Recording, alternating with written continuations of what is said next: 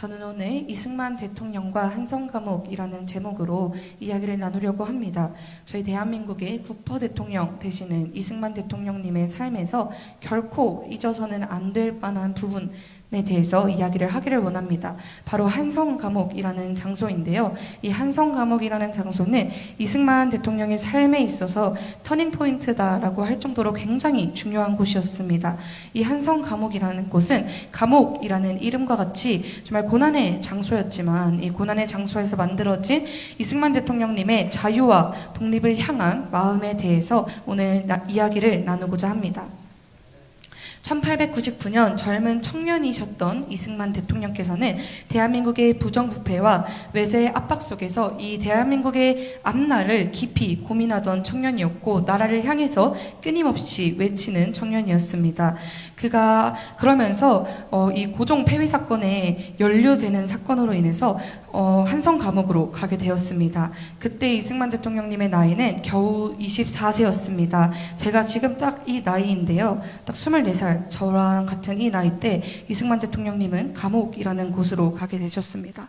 이 감옥 생활은 결코 짧지 않았고 또한 쉽지도 않았습니다. 무려 5년에서 6년이라는 긴 세월 동안 이승만 대통령께서는 어둡고 또한 냉랭한 감옥 속에서 하루하루를 버티며 또한 그 속에서 죽어가는 자들도 보아야 했습니다. 그러나 이 한성감옥이라는 곳은 이승만 대통령에게 있어서 단순한 고난의 장소뿐만은 아니었습니다.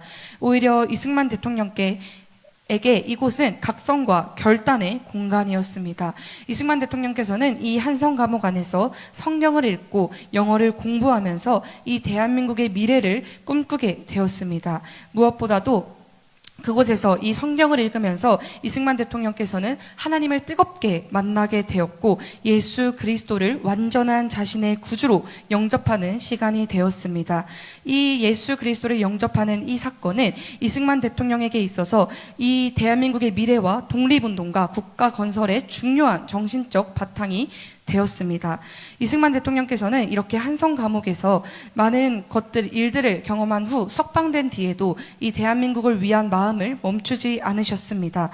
그는 한성감옥에서 나오셔서 미국으로 건너가서 프린스턴 대학교에서 박사학위를 받고 국제 무대에서 조선의 독립을 외치며 계속해서 독립운동을 외교전을 이어나아갔습니다.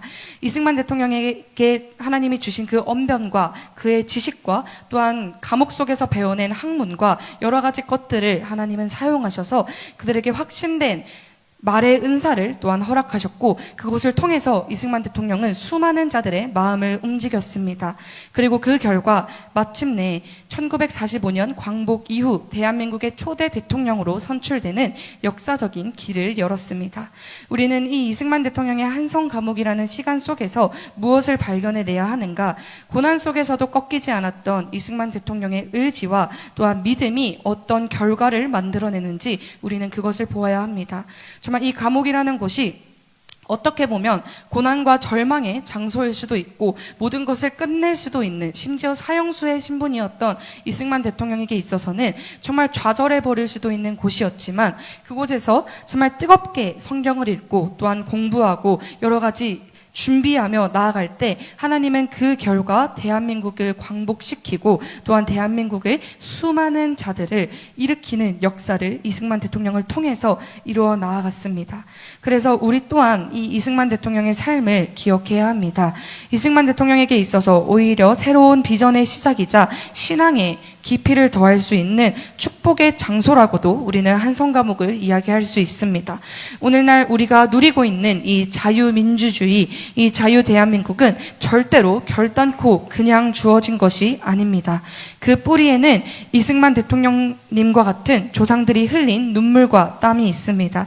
우리가 그분들의 이야기를 단지 과거의 이야기, 역사의 이야기라고 생각하는 것이 아니라 우리가 그 역사를 이어받고 그 정신을 이어받아서 각자가 지키고 이어나아가야 될 우리 한 사람 한 사람의 사명인 것입니다. 우리도 이승만 대통령님처럼 고난 속에서, 시련 속에서 더욱 굳건한 믿음과 소망을 지켜야 합니다. 우리의 삶 속에서도 한성 감옥과 같은 시간이 찾아올 수도 있고, 또 현재 이 대한민국이 우리가 보내고 있는 이 상황이 마치 한성 감옥과도 같이 느껴지는 순간이라고도 할 수 있습니다. 하지만 그 순간이 우리를 무너뜨리는 것이 아니라 더욱 단단해지고 깨어나는 시간이 되기를 소망합니다. 정말 이 나라의 상황에서 절망하고 넘어지는 것이 아니라 욥기서의 말씀도 보면, 욥기서 1장 말씀 보면 하나님이 그 사탄에게 욥에게 고난을 주기를 허락하셨습니다.